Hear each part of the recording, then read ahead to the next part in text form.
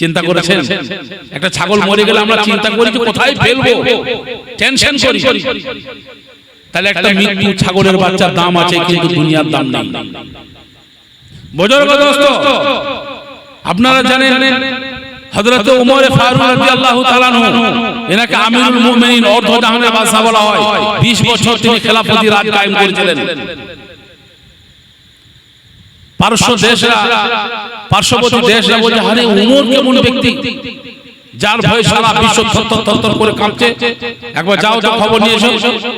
দুজন গুপ্তচরকে পাঠানো হয়েছে, গোয়েন্দা বিভাগে 2 জন ব্যক্তিকে পাঠানো হয়েছে।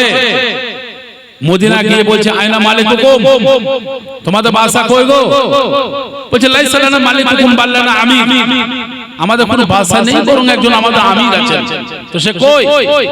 বলছে, সারা রাত্রি পূজাতে পাহারা দিয়েছে, এখন দিনের বেলায় ওই ময়দানে গিয়ে একটা গাছের নিচে বিশ্রাম নিচ্ছেন। তো দূর থেকে দেখে বলছে, আরে ওমর, তোমার চরিত্র, তোমার বডিগার্ড, তোমার আখলাক চরিত্র হচ্ছে তোমার বডিগার্ড। আজ আমাদের নেতা নেত্রীরা, আজ আমাদের সামান্য ব্লক লেভেল বা অঞ্চল লেভেলের নেতারা, এরা বাথরুমে গেলেও বডিগার্ডের দরকার হয়। আর তুমি অর্ধ জাহানের বাদশা, তুমি ফাঁকা ময়দানে ঘুমাচ্ছ, কোনো দেহরক্ষী নেই, কোনো সিকিউরিটি নেই, কোনো পুলিশ প্রশাসনিক নেই, কেউ তোমার প্রতি আক্রমণ করতে আসে না। কিভাবে তোমরা দেশ কায়েম করেছিলেন? আর আজ বর্তমান জামানায় দেখুন, পাড়ায় পাড়ায় ভেদাভেদ, গ্রামে গ্রামে ভেদাভেদ, ভাইয়ে ভাইয়ে হিংসা, তারপরে যায় যায় হিংসা, হিংসা কলহর শেষ নেই। একটা কথা মনে রাখবেন, একটা হচ্ছে হুকুকুল্লাহ, মানে আল্লাহর হক। কোনগুলো জানেন? নামাজ, রোজা, হজ, যাকাত, তাসবিহ, তাহলিল, জিকির, আজকার, এগুলো যা রয়েছে সব আল্লাহর হক। আচ্ছা বেশ, বলুন তো, এই হকের মধ্যে যদি আপনার কোনো কমি খামি যদি থাকে, কোনো অলসতা বা দুর্বলতা থাকে, কার কাছে ক্ষমা চাবেন? সরাসরি আল্লাহর কাছে। কোনো ভায়া মাধ্যম লাগে নাকি? বলছে কোনো উকিল হাকিম ধরতে হয় নাকি? সরাসরি আল্লাহর কাছে সারেন্ডার হন। জীবনে যা পাপ করেছেন আল্লাহ মাফ করে দেবেন। আল্লাহর কাছে সারেন্ডার হয়ে যান, কারণ এটা বান্দার সাথে আল্লাহ সরাসরি সম্পর্ক, কারোর সাথে ভায়া মাধ্যম নেই। নাম্বার 2, হুকুকুল ইবাদ। যদি আপনি কোনো ভাইয়ের যদি হক নষ্ট করে রেখেছেন, আর আল্লাহর কাছে বলেন, আল্লাহ গো, আমার ভাইকে আমি কষ্ট দিয়েছিলাম, তুমি মাফ করে দাও, আল্লাহ বলবেন, এখানে আমার ইন্টারফেয়ার করা কিছুই নেই। কারণ তুমি যে সংশ্লিষ্ট বান্দা বান্দির অপরাধ করেছো, তার কাছে তুমি যাও, গিয়ে অপরাধের কথা খুলে বলো। সে যদি মাফ দেয় তাহলে আমার কোনো আপত্তি নেই। কে বলছেন? আল্লাহ। ও যদি মাফ দেয় তাহলে আমার কোনো আপত্তি নেই। আচ্ছা বলুন তো, আজকে আমরা দুনিয়াতে কত রকম অন্যায় করছি, একবার ক্ষমা চেয়েছি। আরে আল্লাহর নবী যখন মিরাজে গেলেন, মিরাজে গিয়ে দেখছেন, লাম্মা উরজাবি মারাতুল কওমিল লাহুম আজফারুন মিন নুহাসিন ইয়াখলিসুনা উজুহাহুম ওয়া সুদুরাহুম। কিছু মানুষের এই নখগুলো তামার নখ, খুবই ধারালো নখ। রাস্তাঘাটে জিসিবি কাজ করছে, দেখছেন, একবার আঙুল নিয়ে চলে আসছে, ঠিক ঠিক এইভাবে আঙুল নিয়ে চলে যাচ্ছে। ইয়াখলিসুনা উজুহাহুম ওয়া সুদুরাহুম। তো বিশ্বনবী এই দৃশ্য দেখে বলছেন, ফাকুলতু মান হাউলা ইয়া জিবরাইল, হে জিবরাইল, হতভাগারা কারা? তখন জিবরাইল আমিন বলছেন, ইয়াকুলুনা লুহুমান নাস, এরা হচ্ছে তারা যারা মানুষের মাংস ভক্ষণ করত। খুলুন না 49 নম্বর সূরা, সূরা হুজরাত 12 নম্বর আয়াত। যারা লোকের গীবত করে বেড়াতো, যারা চুগলি করে বেড়াতো, যারা লাগানি ভাজানি করে বেড়াতো, যারা একের কথা অন্যের কানে গিয়ে কান ভারী করত, এরা হচ্ছে তারা। আর দ্বিতীয়, ওয়ায়াকাউনা ফি আরাজিহি, দ্বিতীয় ওই শ্রেণীর ব্যক্তি যারা কোনো মানুষের আয়েব চুপি হুই হুই বাত জানলো, জানা পরে সেটা লোকালয়ে প্রচার করে বেড়ায়। আপনি কাউকে একটা গোপন কথা জানেন, জানার পরে সেটা আপনি লোকালয়ে প্রচার করলেন, আপনি ওই শ্রেণীর মধ্যে হয়ে যাবেন। আর যদি আপনি যদি ওটা আয়েবটা ঢেকে রাখেন, তাহলে কি ফজিলত পাবে জানেন? নেটে সার্চ দেন, মুসলিম শরীফ 2262 নম্বর হাদিস, বিশ্বনবী বলেন, মান সাতারা মুসলিমান সাতারাল্লাহু ইয়াউমাল কিয়ামা। কেউ যদি মানুষের দোষ গোপন রাখে, তাহলে রোজ কিয়ামতে আল্লাহ তাআলা গোপন রাখবেন। এই হাদিসের অর্থ আমার মা বোনেরও বুঝবে। আপনি যদি কোনো বান্দা বান্দির হক বা যদি আয়েব ঢেকে রাখেন, তাহলে আল্লাহ ঢেকে রাখবেন। আচ্ছা, আল্লাহ ঢেকে রাখবেন কি করে? আপনারা জানেন হাশরের ময়দান কোথায় হবে? সিরিয়া। সিরিয়াটা হবে হাশরের ময়দান, ওটা মাঠ হবে। তো বিচারে প্রকালে আল্লাহ রাব্বুল আলামিন বান্দা বান্দীদেরকে কিছু ডাকবেন, ডেকে বলবেন ওই যে পর্দা দেওয়া রয়েছে ওর মধ্যে তোমরা চলে যাও। যাওয়ার পরে আল্লাহ তাদের কাছে গিয়ে কানে কানে কর্ণগোচর করছেন, ফিসফাস করে, হ্যাঁ অমুক তুমি এই অন্যায় করেছিলে? তখন বলে হ্যাঁ আল্লাহ আমি এই অন্যায় করেছিলাম, আল্লাহ তুমি আমাকে মাফ করে দাও। বলে চুপ করো, বলে তোমাকে মাফ করবো বলে তো পর্দার মধ্যে ডেকেছি। ওরে যাকে মাফ করবো তার ভিতরে গোলাম হয়ে যাবে হবে,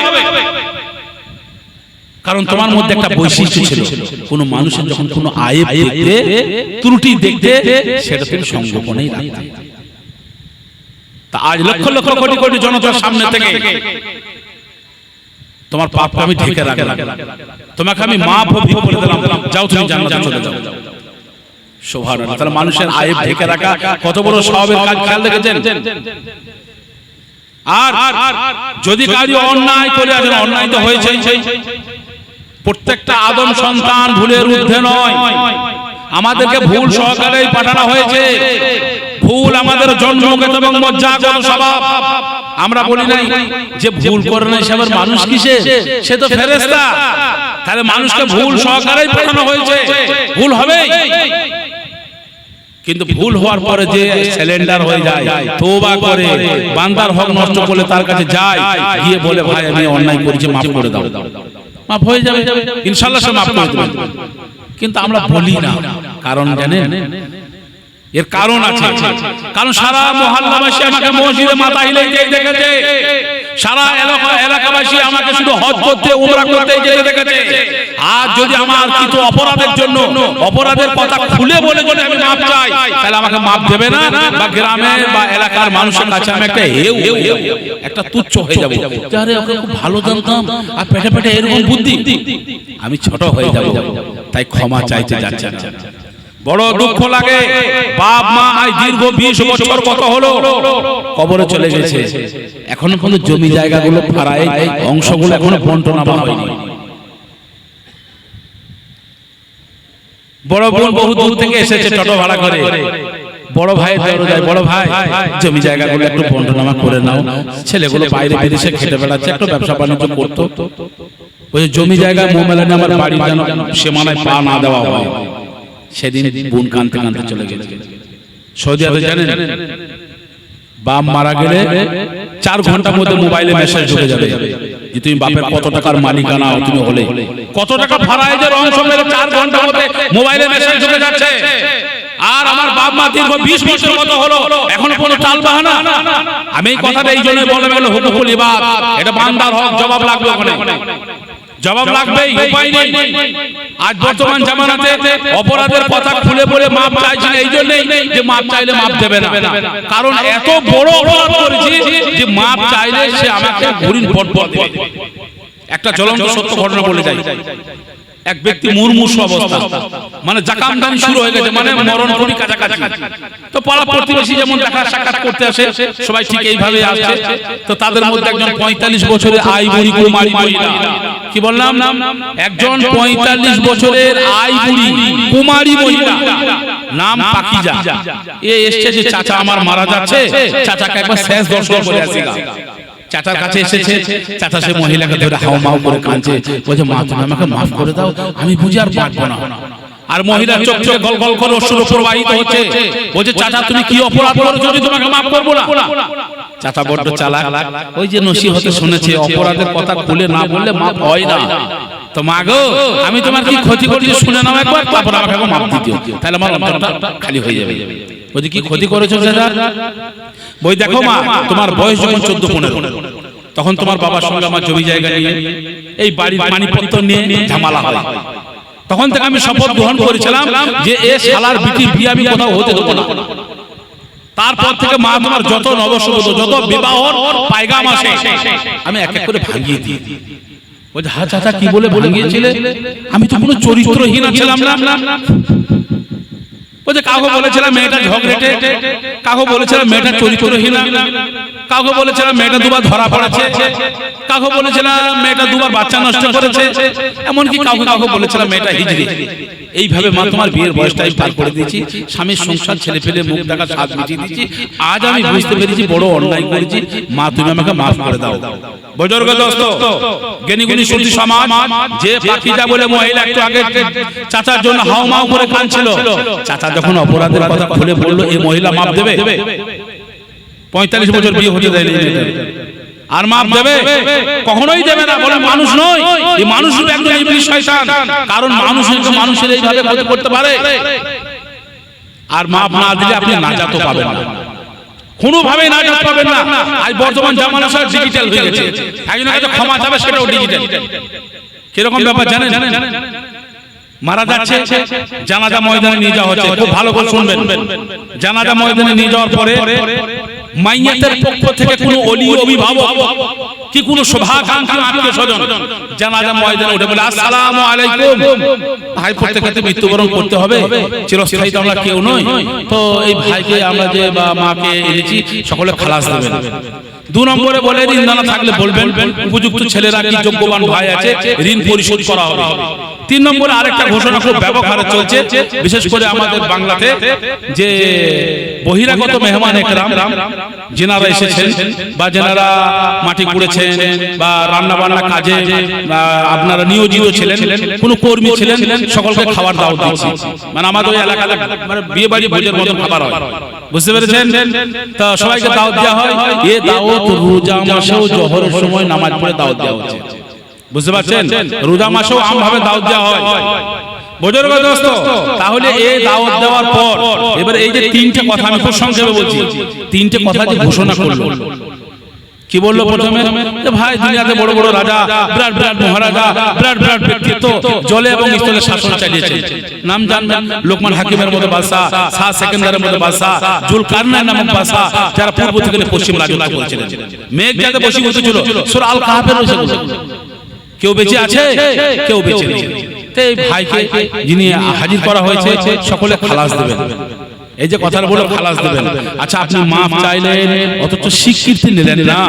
আরে ভাই মাপ করেছেন তো, এই কথাটা আমরা বলি না। মাপ চাইলেন অথচ স্বীকৃতি নিলেন না। সবাই বলে আমি বললাম, যেন পরে কেউ দোষ না দিতে পারে, আরে তোর বাপের খালাসটা চাইলি না, পরে যেন কেউ দোষ না দিতে পারে। বুজুর্গ দোস্ত, এখানে আরেকটা কথা জেনে রাখুন, যে সব যে বাপ ভাই মারা যায় তা তো নয়, মা বোনেরাও মারা যান। আর আপনি জানাজা ময়দানে ঘোষণা করলেন, পরিসংখ্যান নিয়ে দেখা যাচ্ছে যে জানাজা ময়দানের যারা শরীক হয়েছেন তার অর্ধেক মানুষ বহিরাগত। এই মাইয়াতের সাথে লেনদেন, দেখা সাক্ষাৎ, মানে গায়ের মাহরুম দেখা সাক্ষাৎ না যায় যারা। তো এই 16 বেগানা পরপর সেখানে আপনি ক্ষমা চাইলেন, এটা প্রয়োজন ছিল? বলুন, প্রয়োজন ছিল? কোনো প্রয়োজন ছিল না। আচ্ছা, প্রয়োজন ছিল কোথায়? এই মহিলানি পাড়া প্রতিবেশীর কাছে, যাদের সঙ্গে ছেলে পুলে নিয়ে হোক, গরু ছাগল নিয়ে হোক, হাঁস মুরগি নিয়ে হোক, চলাতে বলাতে কথাতে আদানে প্রদানে ব্যবহারে কৃষ্টি কালচারে আঘাত ঘটায় স্বাভাবিক। তো তার কাছে আপনি ক্ষমা না চেয়ে আপনি বেগানা ওই মানে অসংখ্য মানুষের কাছে ক্ষমা চাইলেন, প্রয়োজন ছিল? আর তাছাড়া যেনারা ক্ষমা করেই দিয়েছেন তেনাদের কাছে আপনি ক্ষমা চাইলেন, যেনারা জানাজায় শরীক হয়েছেন একটু পড়ে তো মাইয়াদের জন্য আল্লাহ মাগফির লাহু ওয়া মাইয়াতুন শাহিদুন গায়ব সব দোয়া তো পড়বেন। তাহলে এই ঘোষণাটা ওই তেলের মাথায় তেল দেওয়ার মতো হলো না? আপনার ঘোষণাটা দৈনিক পুরো পেপারে দিতে হতো যে আমার বাপের ঋণ আছে, আমার বাপ যদি কারো হক দাবিয়ে রেখেছে তাহলে বলবেন। তাহলে আপনি আম ভাবে ঘোষণাটা না করে জানাজা ময়দানে চুপি চুপি আপনি কথাটা বলে দিলেন, এর কোনো প্রয়োজন ছিল না। যাক, রাত গভীর হচ্ছে, আপনি যে ঋণের কথা বললেন, তো দাফন কাফনের পর কেউ যদি বলে যে তোমার বাবার কাছে আমি 10,000 টাকা পেতাম, তো কি অ্যানসার আছে জানেন? তুমি বাবার কাছে 10,000 টাকা পেতে, এই কথা কিন্তু আমরা শুনি নাই। চিন্তা করেছেন? অথচ ইমাম সাহেব বলে বলুন ঋণের ব্যাপারে বলুন, আমরা দিয়ে দেব, আমরা অসুবিধা নাই, বলে দেন। দাফন কাফনের পর যদি কেউ বলে 10,000 টাকা পেতাম তোমার বাবার কাছে, তো উত্তর আসে এমন কথা বাপের মুখে আমরা কখনো শুনি নাই। আর কেউ যদি 10 টাকা যদি পায় সে মরা বাড়িতে চাইতে যাবে নাকি যে তোমার বাপ একদিন ওই পাড়া বাজারে গিয়ে খুচরো পয়সা ছিল না, তো আমার 10 টাকা 20 টাকা নিয়েছে, টাকাটা নিতে এসেছে, কেউ আসবে? বড় পাওনাদার টাকা চাইলে টাকা পাবে না, আর ছোট পাওনাদার টাকা চাইতেই চাই। এখন আমার বক্তব্য হলো, আপনি আপনার পিতাকে, ভাইকে, কি মা বাপকে আপনি ঋণ মুক্ত করতে পারলেন? ঋণের ব্যাপারে হাদিসের মধ্যে বলা হচ্ছে কাল আল কাতলু ফি সাবিলিল্লাহি ইউকাফিরুকুম কুল্লা শাইইন ইল্লা দাইন। আল্লাহ শহীদের সব গুনাহকে maaf করে দেন ইল্লা দাইন, ঋণের গুনাহ maaf হয় না। চিন্তা করে, শহীদ মানে বুঝতে পারছেন তো, নিজের তাজা রক্তটা আল্লাহর রাস্তায় গড়ে গেছে, এরা জান্নাতি। তা এই জান্নাতি শহীদদের যদি ঋণের গুনাহ maaf না হয়, তাহলে আমাদের মত টাল বাহানাকারী ঋণের গুনাহ কিভাবে maaf হতে পারে? টাল বাহানাকারী এই জন্যই বললাম, আমাদের জমি জায়গা, সোনা রূপো, ব্যাংক ব্যালেন্স, পশু পাখি, বহু সম্পদ আছে, তারপরেও কিন্তু আমরা লোন, ঋণ, সুদ, কিস্তি বিভিন্ন রকমের সাথে জড়িত। আর বর্তমানে আধুনিক পশ্চাৎ সভ্যতাতে আপনি তো দেখছেন যে ওই মা বোনদের গ্রুপে নামিয়ে দিয়েছে, সব ঘরে ঘরে, বুঝতে পারছেন তো, সব টিপ দিয়ে টাকা আর চলে যাচ্ছে, হয়তো 20-30 হাজার টাকা নিয়েছে, স্বামী চলে যাচ্ছে গুজরাট বিদেশ খাটতে, আর এদিকে আমরা মাসে মাসে সুদ সমেত আমরা ভর্তুকি ঢুকছি, বুঝতে পারছেন? এমনও বোকা লোক রয়েছে যে ওই 30,000 কি 50,000 টাকা তুলে ব্যাংকে রেখে দিচ্ছে, তারপরে মাসে মাসে বা সপ্তাহে সপ্তাহে কিস্তি কিস্তি করে সুদ সমেত আমরা জমা দিচ্ছি। কত বোকা মানুষ, চিন্তা করেছেন? তাতেই বললাম এই টাল বাহানাকারী ঋণের গুনাহ কি হতে পারে। হাদিসের মাফহুম থেকে ইমাম গাজ্জালি বলেছেন যে দৈনন্দিন জীবনে যে লেনদেনগুলো করবেন, কারবারগুলো করবেন, এগুলো একটা নোটবুকে লিখে রাখবেন, এবং এই নোটবুকের ব্যাপারে সন্তানকে কঠোরভাবে ওসব করে যাবেন যে দেখো বাবু আমি ব্যবসা বাণিজ্য করছি, হায়াত মতো কথা কেউ বলতে পারবে না, তো হঠাৎ যদি মারা যায় খাতা দেখে ঔষধ নামাগুলো পূর্ণ করবে। আর ইমাম গাজ্জালি একটা আদব বর্ণনা করেছেন যে আপনি যখন শুবেন তখন বালিশের নিচে খাতাটা রাখবেন, ওই নোটবুকের খাতাটা বালিশের তলাতে। শোয়া দোয়া কি পড়েন আপনারা? আল্লাহুম্মা বিসমিকা আমুতু ওয়া আহইয়া, এটাই পড়েন তো নাকি? এর বাংলা মানে জানেন? আমি আল্লাহর নামে মরছি। বাংলা সারমর্ম হচ্ছে আমি আল্লাহর নামে মরছি। আর ঘুম মানে মরণ, সব বিজ্ঞানীও স্বীকার করেছে, ঘুম মানে মরণ। ঘুমে গেলে আপনার চাটা স্মরণ থাকে না। তাতে বলছে ঋণ হানে এত বড় একটা মূল্যবান জিনিস, সেটা নিজের কাছে রাখাটাই ভালো, নিজের কাছে রাখাটাই ভালো। তাই এই নোটবুকে লিখে যাবে। যাক, সময় সারা দিচ্ছে, যেটা আমি বলতে চাচ্ছিলাম না, হুকুকুল ইবাদ, বান্দার হক। কাল কিয়ামতের দিনে আল্লাহ নবী সাল্লাল্লাহু আলাইহি ওয়াসাল্লাম সাহাবীদেরকে জিজ্ঞাসা করেছেন, মানিল মুফলিস, গরীব অসহায়কে তোমরা জানো? তো সাহাবারা বলেন যে টাকা পয়সা নেই সেই গরীব। বিশ্ব নবী বলেন না না না, গরীব সেই যে কাল কিয়ামতের দিনে প্রচুর পরিমাণে নেকি নিয়ে যাবে, দানের নেকি, সদকার নেকি, হজের নেকি, নামাজের নেকি, নেকিতে নেকিতে পাহাড় লাগিয়ে দেবে। কিন্তু দুঃখের বিষয় তার দাবিদার এত থাকবে, অভিযোগকারী এত থাকবে যে তাদের অভিযোগগুলো মেটাতে মেটাতে সব দিকে শেষ। কাউকে আঘাত দিয়েছে, কাউকে গীবত করেছে, কাউকে মেরেছে, ঠিক আছে? এই যে দাবিদার, সে দাবিদার বলে আল্লাহ ও আমার গীবত করেছে, আমি বিচার চাই। বিচারের নিয়ম তাও নিকি, সেদিন দেনার দিরহাম থাকবে না, টাকা পয়সা মামলা থাকবে নাকি? সেদিন নিকি নিয়ে খেলা হবে। তো আল্লাহ নবী বলেন ওই সব থেকে গরীব। তা আল্লাহ রাব্বুল আলামিন শেষ পর্যন্ত পরীক্ষা কিরকম করবেন জানেন? যে হ্যাঁ গো তোমার তো ভাই নেকি সব শেষ হয়ে গেল, লোকে দিতে দিতে দিতে দিতে সব শেষ, আর নেকি নাই, তুমি maaf করে দাও। ওই না আল্লাহ আমি maaf করব না। তো কি করবে? নেকি নাই তো কি নিবে ওর কাছ থেকে? বলছে নেকি নাই তো কি হবে? আমার গুনাহগুলো মাথা থেকে জাহান্নামে যা। এই হচ্ছে মানিল মুফলিস, এই হচ্ছে সবচেয়ে অসহায়কারী। আরে আল্লাহ নবী মসজিদে নববীতে বসে আছেন, মুচকি মুচকি হাসছেন। দ্বিতীয় খলিফা হযরত ওমর ফারুক রাদিয়াল্লাহু তাআলা বলেন, ইয়া রাসূলুল্লাহ, হাসির কারণ? আল্লাহ নবী বলেন এটা আখিরাতের বিচারের একটা চিত্র আমার সামনে উপস্থাপন করা হলো। কি বিচার? যে একজন অভিযোগকারী আর একজন অভিযুক্ত, দুইজন আল্লাহর কাছে হাঁটু গেড়ে বসে আছে। অভিযোগকারী ব্যক্তিটা বলছে আল্লাহ এই আমার এমুক এমুক হক নষ্ট করছে, আমি বিচার চাই। আল্লাহ বলে ঠিক আছে তুমি নেকি দিয়ে দাও। ও বলছে আল্লাহ আমার গুনাহ থেকে নেকি একটা বেশি, এখন যদি আমি এখান থেকে গুনাহ নেকি যদি একটা কেটে দিই তাহলে আমার নেকি গুনাহর পাল্লা ভারী হয়ে যাবে, আমি জাহান্নামে চলে যাব। আল্লাহ তুমি আমাকে maaf করে দাও। আল্লাহ বলেন আমার কাছে হয়তো ওর কাছে maaf চাও, ও যদি maaf করে দেয় তাহলে আমার কোনো আপত্তি নেই। আর ও বলছে আমি maaf করব। দুজন নাছোড় বান্দা, এই দুজন নাছোড় বান্দা, ও বলছে আমি মাফ করবো না, ও বলছে আমি নিকি দেবো না। এই দুজন নাছোড় বান্দার দৃশ্য দেখে আল্লাহ বলেন অপর দিকে তাকাও। অপর দিকে তাকিয়ে দেখছেন একটা চাঁদির মনোরম একটা বালাখানা চকচক চকচক করছে। বলছে আল্লাহ এই জান্নাতটা কাদের, নবীদের না শহীদদের? আল্লাহ বলেন এর মূল্য যা দেবে তারই। বলছে আল্লাহ এর মূল্য কত? বলছে এর মূল্য হচ্ছে অপরাধী ভাইকে নিঃস্বার্থভাবে মাফ করে দেওয়া। তখন বলছে আল্লাহ এই জান্নাত যদি এত সস্তা হয় তাহলে আমার ভাইকে মাফ করে দিলাম।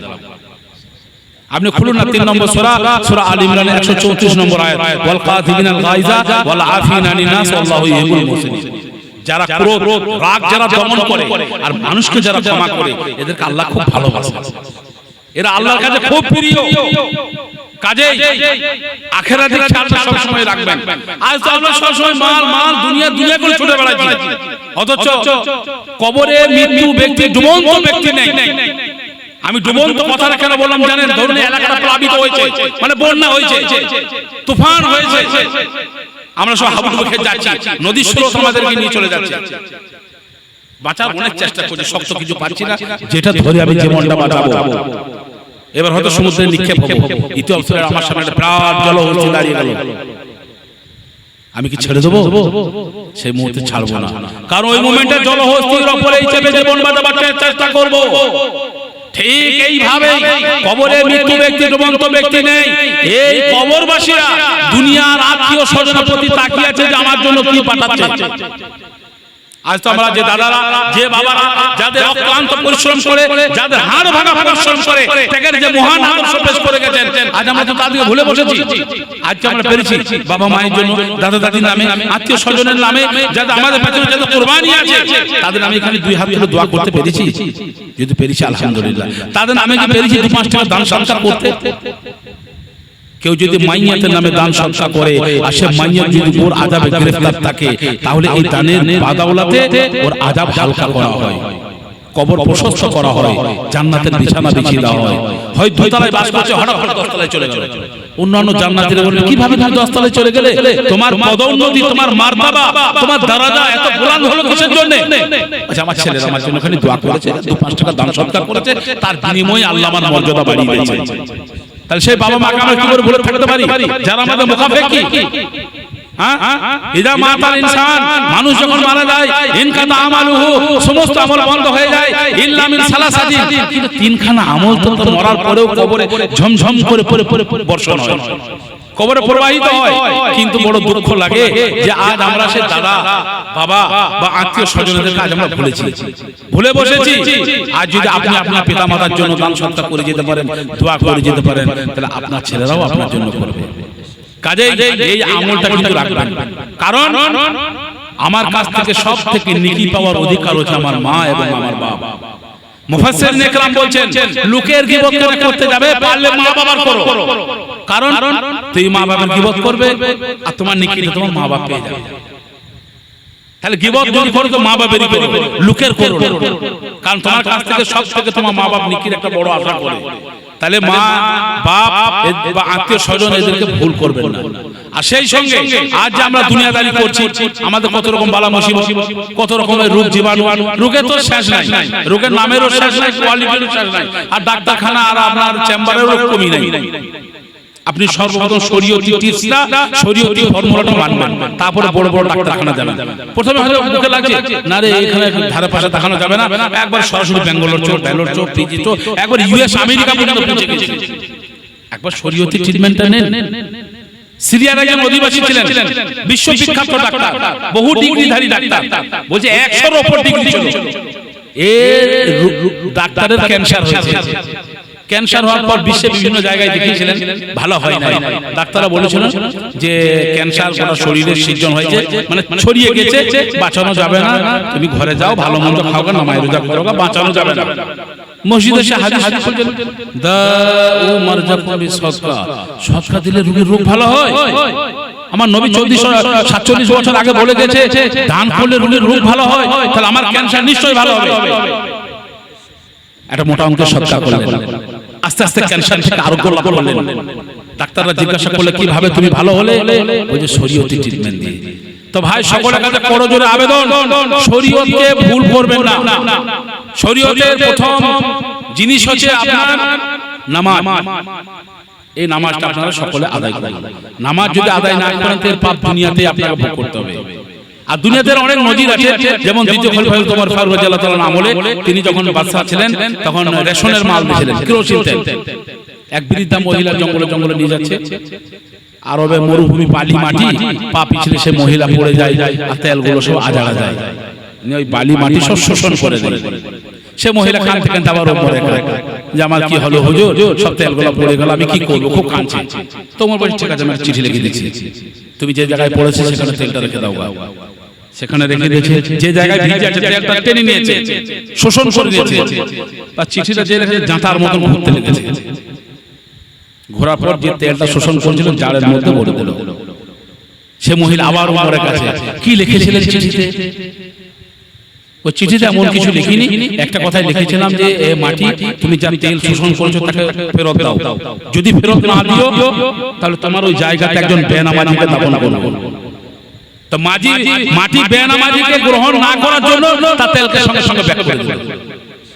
মুসা কালিমুল্লাহ ঘটনা শুনলেন, তুর পাহাড়ে আল্লাহর সাথে কথা বলার জন্য যাচ্ছেন।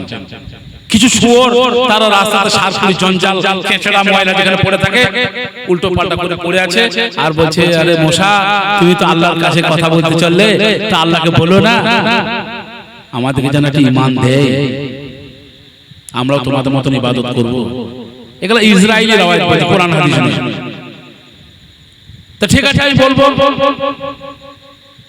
আল্লাহকে বলা পরে এসে ওই শুয়োরগুলো বলছে আগে কিছু বলেছিলে? বলছে হ্যাঁ বলেছিলাম। তা তোমার আল্লাহ কি বলেছে? আল্লাহ বলছে সব দেবো কিন্তু ঈমানটা দেবো না, যা চাবে শুয়োর সব দেবো কিন্তু ঈমানটা দেবো না। তখন শুয়োরের বাচ্চা কি বলছে জানেন? কিছু দরকার না, যদি ঈমান দেয় তাহলে ভালো, না শুয়োরের বাচ্চা থাকাটাই ভালো। শুয়োর আছে এটাই ভালো আছে, ঈমান যদি না দেয় দুনিয়ার আর কিছু চাই না। তো বাবু ভাইরা, পর্দাগত মা ও বোনেরা, সকলের উদ্দেশ্যে বলি, পাঁচজাগানা পাঁচ ওয়াক্ত নামাজি হয়ে যান। বিশ্বনবী বলছেন ফজরের 2 রাকাত সুন্নাত, ফজরের 2 রাকাত সুন্নাত দুনিয়া এবং দুনিয়ার মধ্যে যা কিছু আছে সে সবের থেকে উত্তম। এই হাদিসটা মূল্যায়ন করুন তো। দুনিয়া এবং দুনিয়ার থেকে সবথেকে মূল্যবান হচ্ছে ফজরের 2 রাকাত সুন্নাত। তাহলে ফজরের সুন্নাতের যদি এত মূল্য হয় তাহলে ফজরের ফরজ নামাজের কত মূল্য হতে পারে বলুন? আরে পরীক্ষার মানে কম্পালসারি সাবজেক্টের গুরুত্ব বেশি না এডিশনাল সাবজেক্টের গুরুত্ব বেশি? কম্পালসারি সাবজেক্ট ফেল পড়ে গেলে ফেল, আর এডিশনাল সাবজেক্টে ফেল পড়লে ফেল নয়। আপনি যদি 30 এর উপর যদি পান তাহলে মেন সাবজেক্টের উপর অ্যাড হবে, মানে এক্সট্রা বোনাস আপনি পাবেন, এক্সট্রা বেনিফিট আপনি পাবেন। তাহলে আপনি আসল জায়গায় গিয়ে ফাঁকি পড়ে যাচ্ছেন। আজ দুনিয়াতে আমরা সবার পেছনে দৌড়ে বেড়াই, কুরবানি বলুন আর বলুন, হজও ফ্যাশন হয়ে গেছে, হজেই বলুন, আবার নামাজটা পড়ছি না। এমন রয়েছে নফল রোজা রাখছে আর ফরজ নামাজটা পড়ছে। অনেকে জানাজা নামাজ পড়তে যাচ্ছে, তো ওইদিকে জোহরের জামাত হচ্ছে, সেখানে শরীক না হয়ে ওই জানাজা ময়দানে দাঁড়িয়ে আছে, কখন জানাজার নামাজ হবে। ফরজ নামাজ বাদ জানাজার নামাজের জন্য ইন্তজার করছে, অথচ জানাজার নামাজ হচ্ছে ফরজে কিফায়া। ফরজে কিফায়া মানে 2-1 আদায় করলে হক হয়ে গেল, সবাইকে যেতে হবে না, কম্পালসারি নয়। 2-1 গেলে হক হয়ে গেল। আর এটা ফরজে আইন, এটা কম্পালসারি, না হলে 80 হোক বা জাহান্নামে পড়তে হবে। যাই হোক বাবু ভাইরা, মা ও বোনেরা, সকলের উদ্দেশ্যে বলি যে আমরা মুসলিমের কয়েকদিনের জন্য দুনিয়াতে এসেছি। একটা মানুষ প্রত্যেক মিনিটে 16 থেকে 17 বার শ্বাস প্রশ্বাস করে, নিঃশ্বাস নেই। একটা শ্বাস যদি মিনিটে কমে যায় তো সারা জীবন ব্যাঙ্গালোর পিজিআর ভ্যালু করে বেড়াতে হবে, সুখ পাবেন না। তাই আল্লাহ এত কিছু নিয়ামত দিয়েছে, এই নিয়ামতগুলো শুকরিয়া আদায় করুন এবং 5 ওয়াক্ত নামাজ পড়ুন, দিনের এবং তাবলীগের দাওয়াতের কাজ করুন এবং দ্বীন ইসলাম চর্চা করুন। নামাজের ছোট ছোট সূরাগুলো, দোয়াগুলো অর্থ সহ মুখস্থ করুন। আই নামাজি নামাজ পড়ে স্বাদ পাচ্ছে না, কিসের জন্য? ওই অর্থগুলো জানা নাই, কাকে কি বলছি বুঝতে পারছে না। ঠিক আছে, একজন এত হালকা করে নামাজ থেকে মসজিদ থেকে বেরিয়ে যাচ্ছে, তো বলছে এত তাড়াতাড়ি বেরিয়ে কেন তুমি? বলছে একটা আমার জরুরি কাজ আছে, ওই তার থেকে তুমি যে আরো মূল্যবান জিনিস তুমি ধ্বংস করে দিলে। তো অর্থগুলো জানবেন। যাক, আল্লাহ কাছে অবশ্যই দোয়া করে, আল্লাহ গো এই মজলিস যে উদ্দেশ্যে করা হয়েছে, যার উদ্দেশ্যে করা হয়েছে সে হচ্ছে একটা শিশু সন্তান, নবজাত, যার নিষ্পাপ, দুধে ধোয়া, তার কোনো পাপই নেই, তারপরেও আমরা তার রুহে মাগফিরাতের জন্য, তার আত্মীয় স্বজনের রুহে মাগফিরাতের জন্য এই মজলিস করা হয়েছে। তো আল্লাহ ওনাদের জন্য, আত্মীয় স্বজনের জন্য, সকলের জন্য দোয়া হবে। আমাদের সকলের দোয়াকে কবুল করবেন। আমিন। আসসালামু আলাইকুম।